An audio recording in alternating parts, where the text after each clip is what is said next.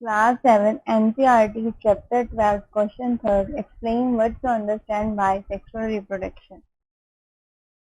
The answer is sexual reproduction is a method where male and female gametes fuse to form a new individual